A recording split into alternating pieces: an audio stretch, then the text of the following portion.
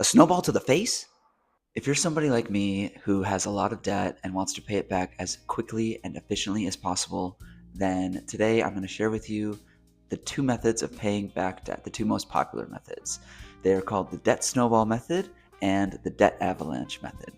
I'm going to share with you the pros and cons of each, and by the end of the video, you'll have an understanding of what method might work best for you. First, we're going to talk about the Debt Snowball Method. So the Debt Snowball Method is by far the most popular method of the two.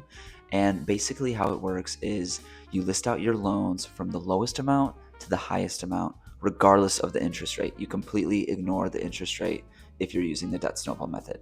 So for example, if you have a $2,000 loan and a $5,000 loan, you're going to prioritize paying off the $2,000 loan first and then moving back down to the next highest loan. So in this example, it would be the $5,000 loan if you only have two loans, which if you only have two loans, you're lucky. And then we have the Debt Avalanche Method. So the Debt Avalanche Method prioritizes the highest interest rate first. So if we're going to use my example that I just gave, let's say the $2,000 loan has a 5% interest rate and the $5,000 loan has a 6% interest rate.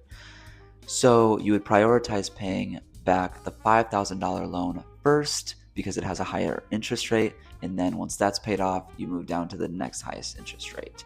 So what are the pros and the cons? So first we'll talk about the Debt Snowball Method. The pros is that it gets you kind of rolling early, and you're building up these small wins that builds your confidence, boosts your momentum, and shows yourself that you can do it, right? And prioritizing the smaller loans first and being able to cross those off feels very satisfying and feels very good. That's why it's the most popular method, because it's purely just psychological, and it kind of gives you a boost once you kind of like pay that first one off, and then it's like, okay, the second one, it's like it's a marathon, not a sprint, right? Paying back your loans is a journey, and if you're able to build confidence along that journey, it's just gonna help you in the long run. It's like setting yourself up for success. And the only real cons of the Debt Snowball Method is that if you're looking at it from a mathematical perspective, it's going to take you a little bit longer to pay off your loans because you're not prioritizing the higher interest rates first. So you're going to be paying back more in interest over the long run. And that's really the only con of the Debt Snowball Method, is that you might not be able to pay it back as fast as the Avalanche Method. And so for the Avalanche Method, the pros of doing this method is that you'll be able to pay off your loans faster because you're prioritizing the higher interest rate loans first, and in the long run, you'll pay less in interest. The cons of the Avalanche Method are that sometimes your highest loan, so for example, my highest interest rate loan is also my highest loan amount. So my $20,000 loan has a 5.76 interest rate, which is my highest interest rate. And if I prioritize paying that off, I'm going to put like probably 23 grand towards that. And that 23 grand, I could pay off like 5 or 6 of my smaller loans. So for me, like, I'd rather just pay off like 6 loans than like this one loan, if that makes sense. Just because it's like, okay, instead of 10 loans I have to pay back, I only have like 5 loans. And sure, they're higher, but it's like, it's that satisfaction and that like, it's just psychological, really. So that's really the cons of the Avalanche, because you could like, it's a bigger number sometimes, and you're not like, you feel like you're not making any progress. And I think that's the biggest con of the Avalanche Method. And also you could use